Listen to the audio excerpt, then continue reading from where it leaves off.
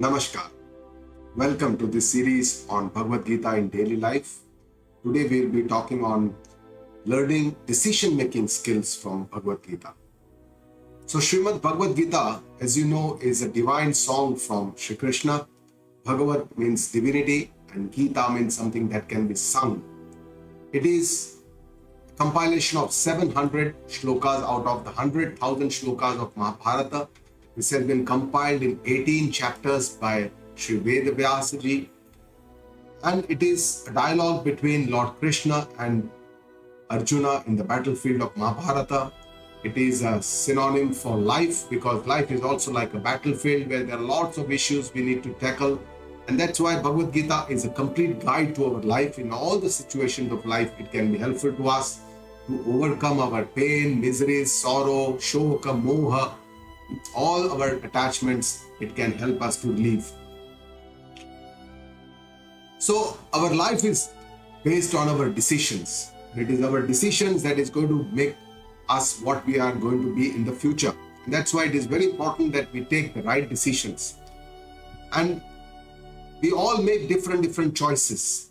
But whether we are making the right choice or not, and this is what Bhagavan Shri Krishna is helping us to decide, how to make a right choice based on our value system rather than our likes and dislikes, how we can make a correct choice to determine our future path of life.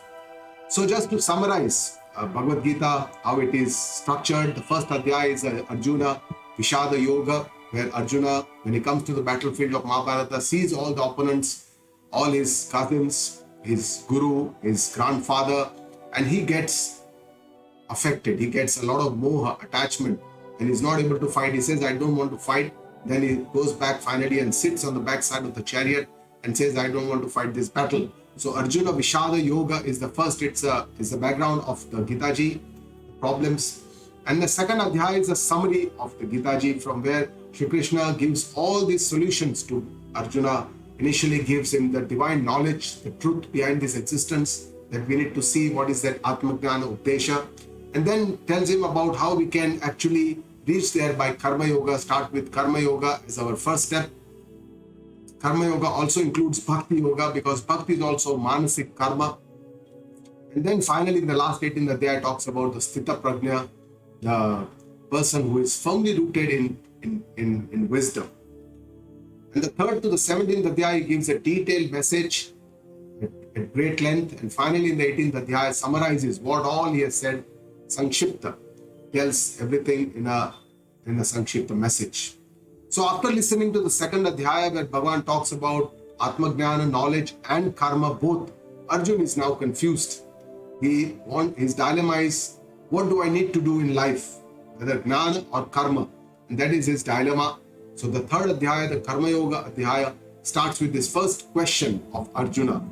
And he says, if according to you, Krishna, if knowledge is superior to actions, he has already understood that knowledge is superior because Krishna talked first of Atmagnana, then Karma Yoga, and then Sthita Prajna. So he knows that knowledge is probably better than just karma. He says, if according to you, knowledge is superior than karma, then why do you impel me into this gruesome battle of Mahabharata? He's asking Krishna. So he says, and this is one of the ways to learn decision-making skills. If we are not able to decide, we should find a learned person, ask the right question to the learned person and try to understand from them. That is what Arjuna is doing. And he asks Krishna, please tell me one thing, what is better for me, either Jnana or Karma? To which Shri Krishna answers, he says, Lokesmin Duvedanishta. There are two committed lifestyle approaches. There are two paths, he says. And he gives the choice to Arjuna to choose whatever is best for him. He says, you choose. I have already said this earlier that for knowledge-seeking yogis, Sankhya yogis, it is the pursuit of knowledge, the Jnana Yoga, Nishtha. And for the Karma yogis, the Yoginam, Karma Yogina, for those action-oriented people who want to remain in action and they want to do a lot of work, for them it is the pursuit of action, the Karma Yoga Nishtha. So Bhagavan is showing two important paths of our life, Karma Yoga, Jnana Yoga. And here he's not telling Arjuna to do one, he's just telling him that there are two lifestyle paths, Karma Yoga, Jnana Yoga. He's not clearing the confusion of Arjuna, but he's trying to inspire Arjuna to think what he needs to do, what whether he wants to fight this or he wants to go away and become a knowledge-seeking yogi. So great leaders inspire others to think and decide, and whenever decision making needs to be done, they try to inspire the others to take the right decision.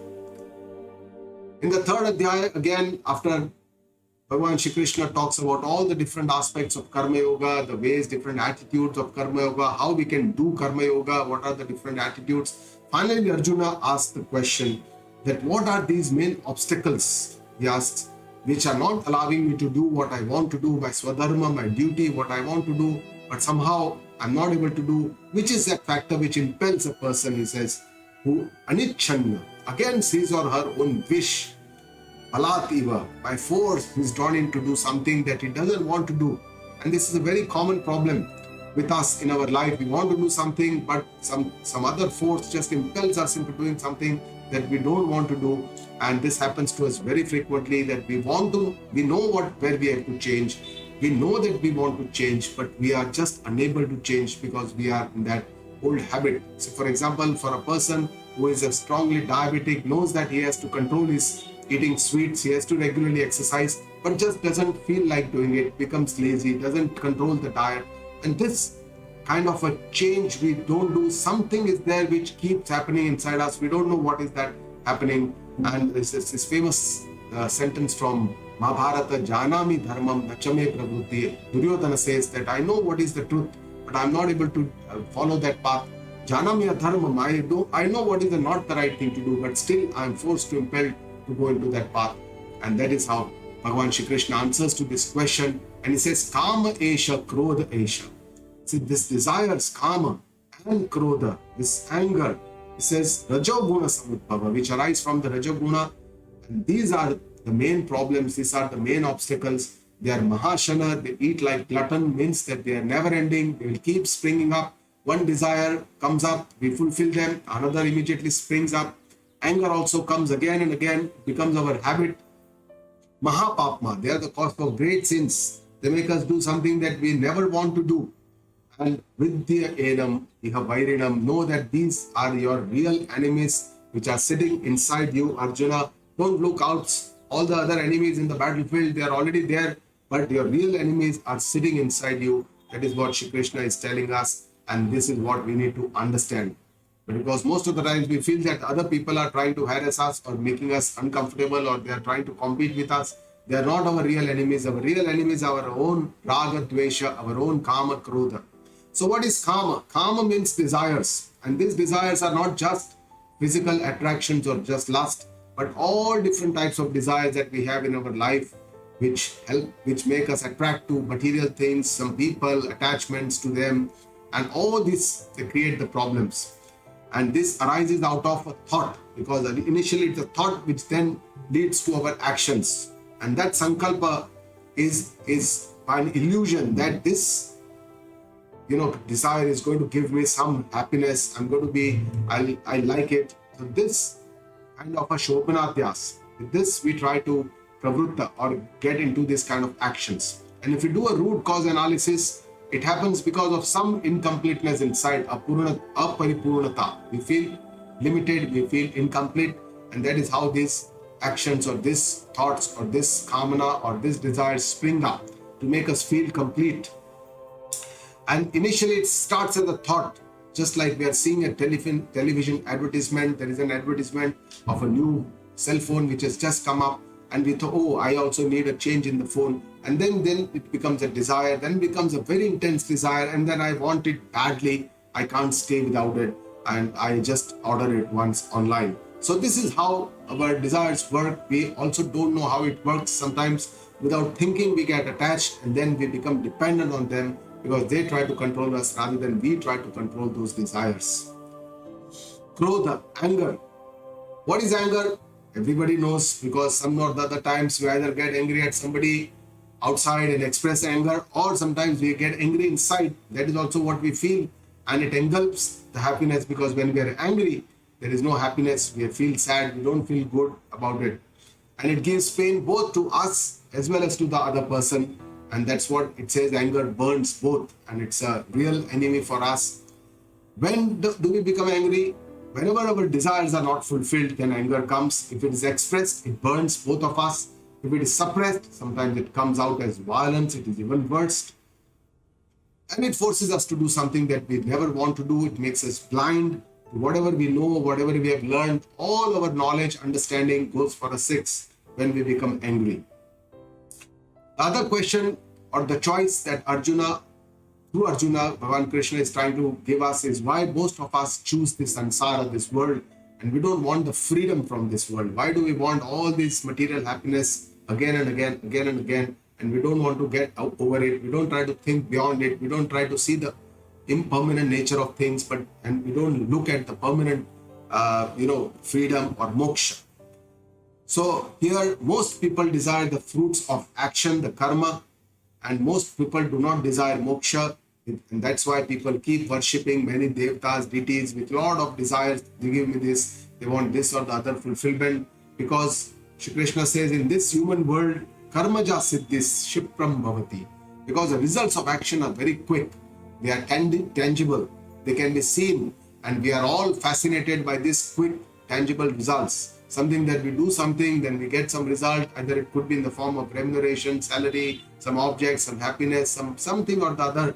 And that's why we are all involved in karma actions all the time. And in the fifth adhyaya, again, it begins with Arjuna's question, his confusion, whether to go ahead for karma yoga or to go for renunciation, sannyasa. He says, Shri Krishna, you praise both renunciation and karma yoga.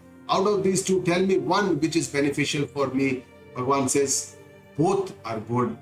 Renunciation, sannyasa and karma yoga both lead to upliftment, but we have to decide what is best for our. He says karma yoga is better than renunciation because most of us are eligible for karma, for actions, and that's why Bhagavan is trying to tell us that we are eligible for action. That's why we should try to convert our karma into karma yoga. That is the best way for us. It is the most suitable for us. And scriptures only permit renunciation. They never order renunciation. And finally, in the sixth adhyaya, one puts an end to Arjuna's dilemma whether to go for jnana and karma. It says, who is eligible for jnana and who is eligible for karma? He says, for those arurukshor munir yogam, for those muni who desire to ascend on this path, those are aruruksha, means they want to ascend on this path of yoga. For them, karma karanam uchyate. For them, karma is the means to reach their desired goal. Whereas yoga arudhasya tasyeva, for those who have already firmly established in yoga, taseva shama karanam uchyate. For them, shama, becoming quiet, karma nivrutti, dhyana or sannyasa is the means for them. That is what we need to understand. And then he gives the definition of who is a yoga rudha, who is that person who has already accomplished the yoga, become perfected in yoga. That person is a person who has a self-restraint over his or her own self, where there is no attraction by indriya. There is a complete control, self-control, when there is no attachment to actions and complete renunciation of the worldly desires, sarva sankalpa sannyasi. And for that person who has control over that mind, body and indriya, that person is a yoga rudha, and for that person, shama karana uchyate, that person can become quiet. In the seventh adhyaya, Bhagavan Shri Krishna shows how the reality of the divine knowledge. We all pursue our entire life, education, childhood, adulthood, in getting knowledge of our, education, of our worldly affairs, subjects we choose, and we learn about those subjects. But we rarely try to understand the divine knowledge. What is that eternal reality of this existence? We don't try to think like this. And that's why Bhagavan is saying here that out of the thousands of human beings, only few makes an attempt to reach this goal of knowing the truth or the reality of this existence, knowing the true self of our own nature, our own self, to achieve that purity of mind. And those who make efforts for achieving this success in the divine field or adhyatma, only very few people know me in reality. Kaschit mam vetti tattvataha. Bhagavan says, my tattva, tattvic swarupa, my real eternal nature, avyakta swarupa, my unmanifest form. Very few people understand, they know this form. And he's trying to tell us that we all spend a lot of time in worldly knowledge, but we should also spend some of our time to understand the divinity of what is there behind all this that can be seen, all the names and forms that can be seen, behind which there is divinity everywhere, what our scriptures tell us, and we should try to devote some time to understanding this. And of course, to understand this divinity, devotion, bhakti is a very essential part in the 12th Adhyaya, which is also called the Bhakti Yoga. Arjuna asks whether the devotion to form, some deity or devta, saguna bhakti, or the formless avyakta, the tatvik swarupa, or the eternal reality of the formless God, whether that nirguna bhakti is better. He asks Shree Krishna, those who are involved in your devotion, those who are constantly connected with you as a saguna upasana, and those who are devoted to your avyakta akshara swarupa, the changeless unmanifest self, the nirguna upasaka, out of these two, who is the real knower of the yoga? Tesham ke yoga vittamaha. We ask for a solution. Which one is better, either saguna bhakti or nirguna bhakti? Again, Bhagavan Shri Krishna says that the one who keeps his mind completely with me, who is connected with me completely, devoted to me constantly, and with utmost faith, paraya shraddhaya, who is filled with utmost faith for me. For in my opinion, Bhagavan says he is the most suitable yogi, and that means that the Saguna Bhakta, Bhagavan says we are all eligible initially. Nirguna Bhakti, very few people are eligible, and that's why we should start with Saguna Upasana and then migrate towards the Nirguna or the formless Upasana. The next shloka, it says why Nirguna Upasana is more difficult. It says those who devote to this Nirguna Upasana have more difficulties on their path. They have more pain on their path because they have a Virabhakti, because we are all identified to our limited body, our Sthula Sharira, our Sukshma Sharira. We understand that this is who I am. And with this, we don't understand that this is all is seen, and what I am the seer behind the scene. I'm not this scene. I'm different from what is seen. So this viveka, this discrimination of the reality, the difference between the drashta and the drashya, we don't generally do it. And that is what viveka we need to do to understand our real self, which is a seer, which is a knower of everything. And that is what we need to understand. Finally, in the 18th Adhyaya, Arjuna again wants clarification whether Tyaga is better or Sannyasa is better. And he says, I want to know about renunciation. I want to also know about what is Tyaga in different forms. And Bhagavan Shri Krishna shows clearly the difference between Tyaga and Sannyasa. He says, giving up Kamyanam Karmanam, all these Kamya Karma, the selfish actions, is called renunciation. It is Sannyasa. And he says, giving up Karma Phala Tyaga, giving up attachment to the results of all our actions, is called Tyaga. And this is what we need to do. We have to Tyaga, we have to give away all the outcomes of our actions. We don't need to be attached to them. We should leave it to the divinity. We should try to focus on our action. Do it in the best possible way. Karmanya vadikaraste ma phaleshu kadachana. We should all devote all our energies towards the best possible action without thinking about what is going to happen. It is going to happen. Whatever will happen will be for good. And with our adequate karma, we will be rewarded adequately. We should have this faith in the system. With this, we summarize the decision making, that our choices create our destiny, and we ought to choose what is the right thing to do. In Bhagavad Geeta, Shree Krishna helps us to understand what is the correct decision that we can take in every step of our life. What is according to our dharma, what is the right thing to do, what is that moral values, those daivi sampatti he talks about. He shows two paths, and sometimes asks us to choose the best eligible path according to our own understanding, according to our own limitations, according to our own eligibility. And we have to use our intellect. Our scriptures always inspire us to use our understanding, our intellect, to choose what is the best for us. It is not that somebody else will choose for us.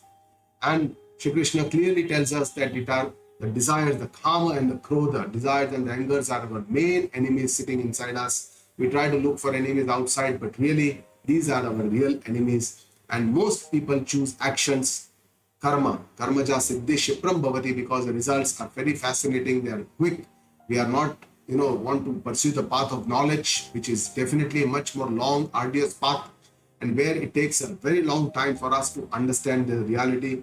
And Bhagavan says Karma Yoga is the best to start with. We should start with Karma Yoga. Should not think of renunciation at the beginning, because most of us are eligible for Karma Yoga. And only very few people, one says, will rarely know me in reality. Vetti mam tattvataha kaschit.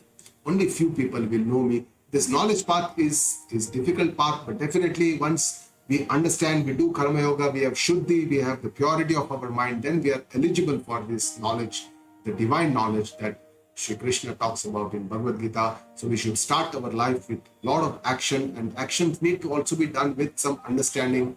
And then gradually, as we become more and more pure, karma yoga as we follow, then we can finally reach to the knowledge, and it is the final path which will help us to reach the divinity and the moksha. With this, I thank you all and pay my gratitudes to the Lord, with whose grace everything is possible. I pray to this Guru Shishya Parampara through which this knowledge is preserved and transmitted. I pay my respects to my Guruji Pujya Guruma, with whose grace I am able to learn the scriptures and share this understanding with you. Guru Brahma, Guru Vishnu, Guru Devo Maheshwara, Guru Sakshat Parah Brahma, Tasmai Shri Gurave Namaha. Om Shanti, Shanti, Shanti. Thank you.